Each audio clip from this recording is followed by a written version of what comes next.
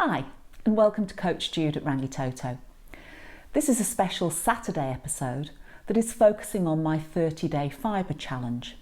Starting today, I will be posting 5 short episodes that will chart my progress, as well as include all my tips, tricks, and tribulations. The aim of the challenge is to eat at least 30 grams of fibre each day for 30 days, while still eating tasty food, of course, and find out what it does to my weight and how I feel. If you want to join me, I've put together a free Fibre Challenge guidebook. See the link below to help you. Today I'll be focusing on what the challenge entails, so stay tuned for all the intricate details.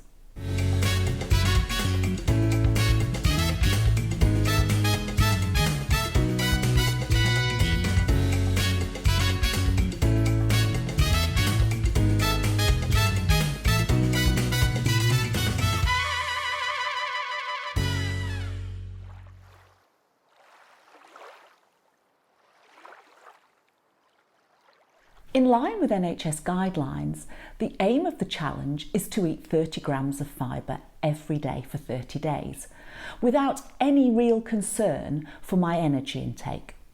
What do I mean by that?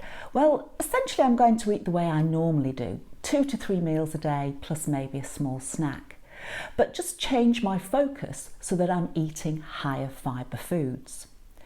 I'm not going to eat excessively or eat foods that I don't normally eat, for example, lots of refined carbs or junk food. However, equally, I won't be making heroic efforts to avoid calories either, particularly if it helps me hit my fibre intake. I'm sorry if this doesn't sound particularly precise. Hopefully it will become clearer as the challenge goes on and I post examples of meals and snacks I've eaten, as well as details of my scores on the doors, which I'll do on a weekly basis so you can see how I'm doing. I'll be using MyFitnessPal to log all the food I eat and ensure that I reach my fibre target. But feel free to use any app you're familiar with that includes the fibre content of food. By the way, if you choose to use MyFitnessPal, my advice is to only select the foods that have the green tick by them, or use ones that you've entered yourself.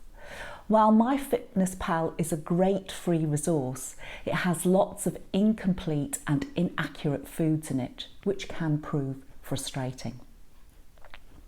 In addition to monitoring my fibre, I'll also be recording my weight, my calorie burn and my calorie intake. Mainly because I want to see whether any weight changes are accurately reflected in my energy balance or not. To gauge the impact the challenge is having on my physiology, I'll also be keeping an eye on my resting heart rate, my mood, my energy levels, hunger levels, and details of my cravings, including the frequency and intensity and the period of time they last, etc. Plus any pain or irritations. With regard to the latter, I'm particularly interested in joint pain and skin irritations, as I know that when I consume lots of refined carbs, I suffer from this far more. Lastly, I will aim to stop eating at 7 p.m. in the evening, unless I'm having dinner with friends or going out. Why? Well, because there's an awful lot of evidence that your insulin response is worse in the evening than earlier in the day. And as the fibre challenge is definitely going to involve increasing my carb intake, I want to ensure that this doesn't sabotage me in any way. And that's it. Next week, I'll report my scores on the doors, how my weight and other markers have changed, what I found challenging and what was actually a breeze, as well as any difficulties I may encounter in the coming week and my plan for tackling them. Looking ahead, this week is a fairly quiet week for me. I'll be cooking and preparing all my own food, which makes life a lot simpler.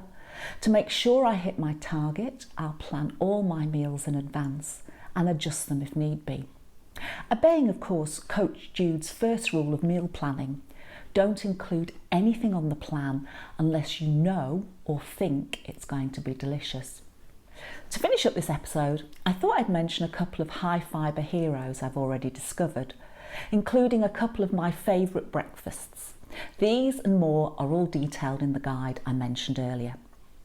So first off, there's the Bosch banana and blueberry bread, toasted with yoghurt and topped with extra blueberries and a sliced banana. This gives an impressive 10.5 grams of fibre, and this is from their Healthy Bosch book. Another breakfast which I absolutely love is the chocolate overnight oats. This is a bit of my own invention, but it's based on a Weight Watcher recipe. This will give you about 12 to 14 grams of fibre, depending on what fruit you choose. What's more, it's absolutely delicious. For dinner time, the Bosch Ultimate Chili is a great candidate and never fails to impress. I double the beans when I make this and find it makes 10 decent portions. All by itself, each serving contains 18 grams of fibre. Add 100 grams of cooked brown rice and half an avocado, and that comes in at 24 grams. Something else I'm planning to try is an Italian-style roast cabbage and lentils from the BBC Good Food website. I haven't tried this yet, but it looks really tasty, so I'll report back next week. Anyway, if the idea of doing this challenge appeals to you, check out the link for my free guide below. One word of warning though, if you typically don't eat a lot of fibre, you might want to build up slowly to avoid any unpleasant side effects.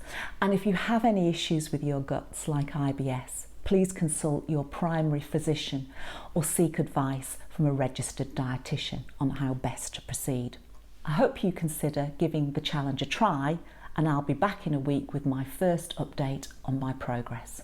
All the best. Bye.